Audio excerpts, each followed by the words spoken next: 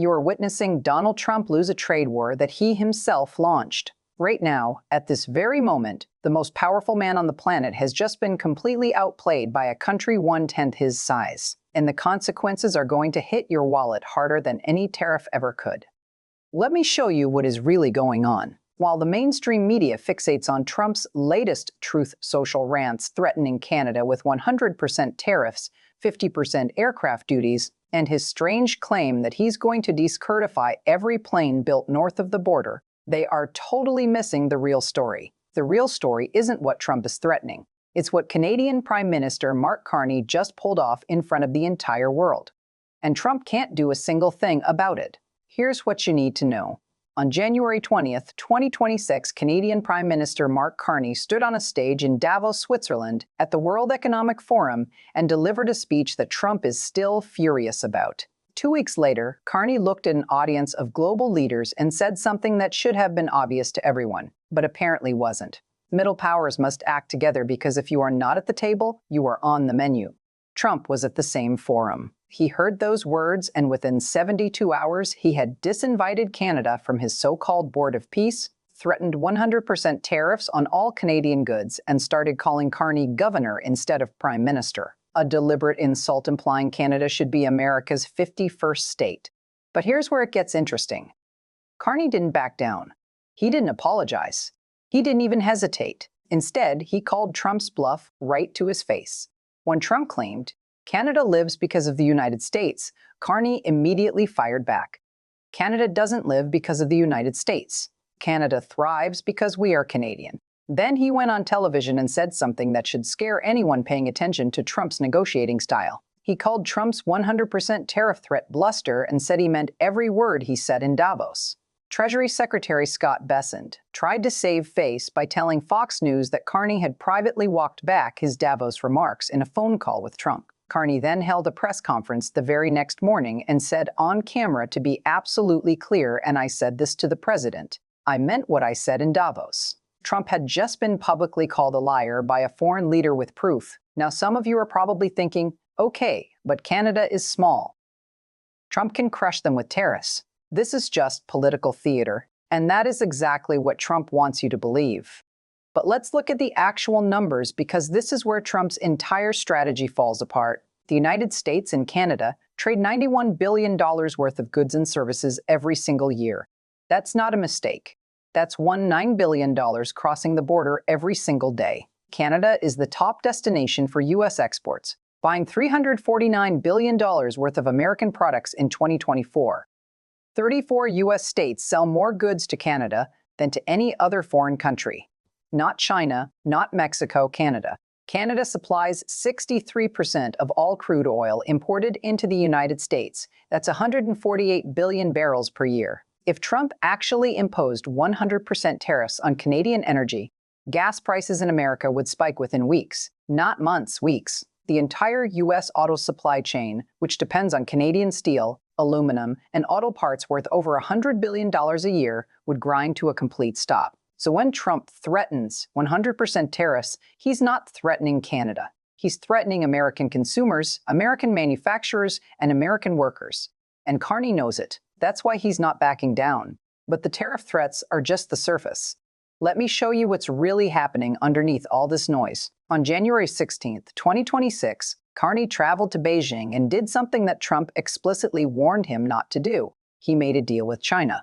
Under this agreement, Canada agreed to allow 49,000 Chinese electric vehicles into the Canadian market each year at a reduced tariff rate of 6%, 1% down from the 100% tariff Canada had imposed in 2024. In exchange, China dropped retaliatory tariffs on Canadian canola, lowering rates to 15% by March 1, 2026, and removed anti-dumping tariffs on Canadian canola meal, lobster, crab, and peas. Now, here's where Trump made his first huge miscalculation.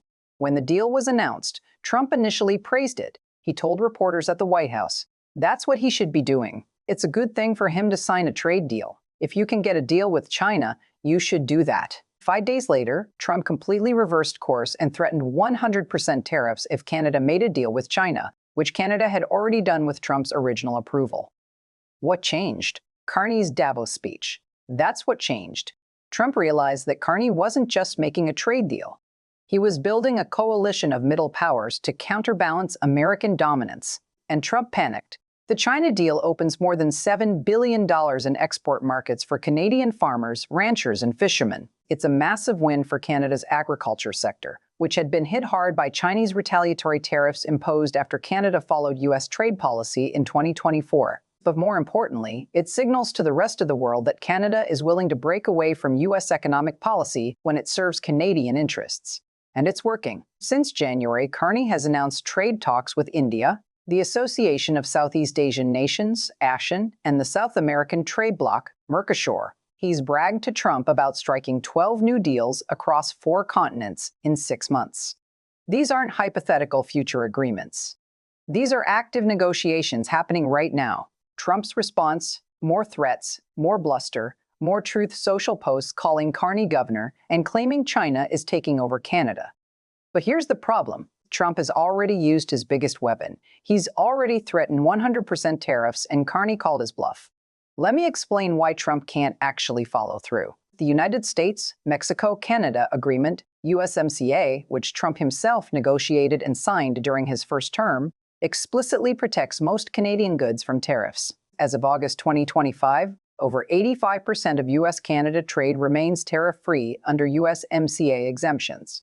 Trump would have to violate his own trade agreement to impose the tariffs he's threatening. He's already done some of that. In February 2025, Trump imposed 25% tariffs on most Canadian goods under the International Emergency Economic Powers Act, claiming a national emergency. Canada immediately retaliated with 25% tariffs on $30 billion worth of U.S. imports. In March, Trump exempted USMCA-compliant goods from his tariffs because the economic damage was too severe to maintain. Trump raised tariffs again in August 2025, increasing them to 35% on non-USMCA goods. Canadian exports to the U.S. fell 16% in April 2025. U.S. businesses started protesting. American manufacturers that rely on Canadian steel, aluminum, and auto parts saw their costs surge. The tariffs were hurting American companies more than Canadian ones. And now, Trump is threatening to do it again. Except this time, everyone knows he's bluffing, including Carney. Here's where this gets really interesting. Trump's latest threat targets Canadian aircraft, specifically planes built by Bombardier. On January 30th, 2026, Trump posted on Truth Social that he's going to decertify all Canadian aircraft until Canada certifies American-made Gulfstream jets. He threatened 50% tariffs on all Canadian aircraft sold to the U.S. This is where Trump reveals he has no idea what he's talking about. More than half of Bombardier's global fleet of 5,200 aircraft operates in the United States. About 2/3 of Bombardier's sales, roughly $4 billion a year, come from the U.S. market. But here's the key detail. Those planes are already operating in U.S. airspace. They're already certified by the Federal Aviation Administration, which is run by a Trump appointee. Trump can't decertify planes that are already flying. It's not legally possible. Even a White House official had to clarify that Trump wasn't suggesting decertifying Canadian-built planes currently in operation. So what is he suggesting? No one knows, including Trump. Aviation lecturer John Graddick from McGill University said he was stunned by Trump's threat. To decertify all Canadian-built airplanes would have a massive impact on the U.S. air market, and Americans would likely be very angry about such a move. Translation: Trump just threatened to ground nearly 1,000 private jets used by American corporations and wealthy Americans. Good luck with that. Bombardier has about 3,000 employees in the United States. The International Association of Machinists and Aerospace Workers warned that Trump's threats would put thousands of jobs at risk on both sides of the border. Trump is threatening American workers to punish Canada. Let that sink in. Canadian Industry Minister Melanie Joly responded calmly, saying certification should remain apolitical and that the situation can be resolved. No panic, no desperate talks, just a polite reminder that aircraft certification is a safety issue, not a political weapon. Carney's strategy is effective because it forces Trump to choose between his ego and economic reality. Every time Trump threatens tariffs, Carney responds by expanding Canada's trade partnerships. Every time Trump insults Canada's sovereignty, Carney doubles down on independence. And every time Trump backs down from his threats, which he always does, he looks weaker. Trump threatened to raise tariffs on Canada by 10% in October 2025 over an Ontario anti-tariff advertisement. He never did it. He threatened to impose 100% tariffs if Canada made a deal with China. Canada made the deal. No tariffs. He threatened to decertify Canadian aircraft. Canadian planes are still flying over U.S. airspace. There's even an acronym circulating among trade analysts, TACO. It stands for Trump always chickens out. And it's true. Trump's entire negotiating strategy depends on threats he can't or won't enforce, and Carney just exposed that to the whole world. But here's what this matters to personally beyond the geopolitical drama. The USMCA is up for mandatory review in July 2026. That's 5 months away. Trump has already said he wants to renegotiate the entire agreement. He wants to limit Canada's ability to sign trade deals with China. He wants to force Canada into a more subordinate economic role. Carney is making it clear that's not happening. And if Trump pushes too far, Canada will walk away from the negotiating table with a full portfolio of alternative trade partnerships already in place. China, India, ASEAN, Mercosur. Canada is building an economic safety net that doesn't rely on American approval. What happens if Trump actually follows through and imposes 100% tariffs? Canadian exports to the U.S., which totaled $9 billion in 2024, would collapse. Canada would enter a recession, but so would the United States. 34 U.S. states depend on Canada as their main export market. Gas prices would jump. Auto manufacturing would shut down. Supply chains for everything from steel to lumber to pharmaceuticals would break. A TD Economics report estimated that Trump's claim that the U.S. subsidizes Canada by $200 billion a year is completely false.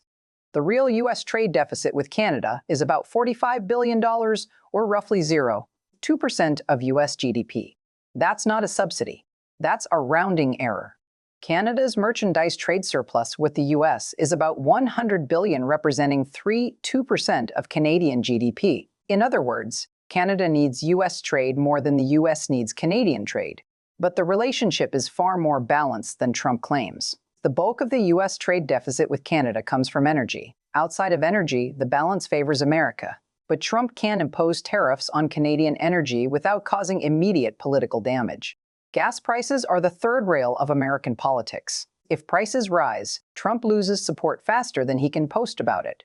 So what is Carney's endgame? He's positioning Canada as a leader of middle powers that can act independently of both the United States and China. He's diversifying Canada's trade relationships to reduce dependence on any one country. And he's calling Trump's bluff at every chance, forcing Trump to either back down or expose that his threats are empty. At the Davos Forum, Carney said something every country watching this trade war should pay attention to. Great powers have exploited and weaponized economic tools like tariffs. He was talking about the United States, and he was right. Trump's tariff strategy isn't about fair trade or protecting American workers. It's about dominance. It's about forcing other countries to submit to American economic policy regardless of their own interests. And Carney just showed that it no longer works. Canadian travel to the United States fell 40% in February 2025 compared to the year before after Trump's initial tariff threats. A March 2025 poll found that 62% of Canadians plan to avoid traveling to the U.S. for the next year. That's an annual loss of $4 billion for the U.S. economy. American tourism groups are already alarmed. Foreign investors cut their exposure to Canadian securities from February to May 2025, resulting in $224 billion investment. But Canadian investors increased their exposure to foreign assets, mainly U.S. stocks and bonds, creating a net outflow of $85,009 billion from the Canadian economy in the first half of 2925. Canadian capital is moving to safer markets because Trump's trade policy is too unpredictable to value. Manufacturing output in Canada shrank in the second quarter of 2025 as tariffs weighed on cross-border trade. More than half of Canadian manufacturers expect rising input costs to be a problem in the coming months. Wage growth slowed to 2% in the second quarter, the slowest pace since 2016 outside the pandemic period. Canada is already feeling the economic pain from Trump's trade war. But here's the key question. Is Trump willing to inflict even more damage on the U.S. economy to win a fight he's already losing? Because that's what 100% tariffs would do. The Congressional Research Service estimates that Canadian goods provide inputs for American businesses at a higher rate than goods from other trading partners. A disproportionate share of the negative tariff effects on Canadian imports would flow through business supply chains and productivity, driving higher costs and inflation. Translation: Trump's tariffs make American products more expensive to produce. They raise prices for American consumers. They hurt American businesses and do almost nothing to help American workers. Carney knows all of this. That's why he's not afraid. That's why he keeps calling Trump's bluff. And that's why Trump keeps escalating his rhetoric without actually acting. But this can't last forever. At some point, Trump will either impose the tariffs he's threatening, which will destroy both economies, or back down completely, which will embarrass him on the global stage. Carney is betting Trump will choose embarrassment over economic disaster. And so far, he's been right. Watch what happens in July 2026 when the USMCA review begins. If Trump comes to the table demanding total submission, Carney will walk away. And when he does, watch how quickly other countries follow Canada's example. India, ASEAN, Mercosur, even European nations tired of Trump's pressure will see that the American market is no longer worth the price of compliance. Trump thinks he's using tariffs as leverage, but he's actually teaching the rest of the world how to live without America. And once that lesson is learned, it can't be unlearned. Here's what you should watch in the coming weeks. First, look for announcements about Canada's trade talks with India and ASEAN. If those move forward quickly, it signals that Canada is serious about reducing dependence on the US. Second, watch Trump's Truth Social feed. If the threats intensify, it means he knows he's losing control of the narrative. Third, pay attention to US business groups. If major American companies start publicly opposing Trump's tariff threats, it means they've decided the economic damage is too severe. And fourth, watch gas prices. Because if Trump actually imposes tariffs on Canadian energy, you'll see it at the pump within 2 weeks. And that will end Trump's tariff strategy faster than any diplomatic deal ever could. The real story here isn't about tariffs or trade agreements or diplomatic insults. It's about power. Trump built his entire political brand on the idea that America is so dominant, so essential, that other countries have no choice but to submit. Carney just proved that's not true. Canada has options, and so does every other country watching this unfold. Trump's trade war with Canada is collapsing, not because Canada is stronger than America, but because Trump's strategy was never sustainable to begin with. You can't bully your largest trading partner into submission when your economy depends on them as much as theirs depends on you. And you definitely can't do it when your threats are so obviously empty that a foreign prime minister can call you out publicly without consequences. Watch what Carney does next, because whatever it is, it's going to set the template for how other countries deal with Trump for the rest of his presidency. And right now, that template looks a lot like calling his bluff, building alternative partnerships, and waiting for him to back down. Trump wanted to make America great again. Instead, he's teaching the world how to make America irrelevant. And Mark Carney is leading the lesson. If you want to stay ahead of what's really happening behind the headlines, subscribe and turn on notifications. Leave a comment telling me which country you think will call Trump's bluff next, because this is only the beginning. The USMCA review starts in 5 months. Watch your gas prices, watch the trade headlines, and watch how many countries follow Canada's playbook. Because when Trump's tariff house of cards finally collapses, you'll want to know exactly where your money needs to.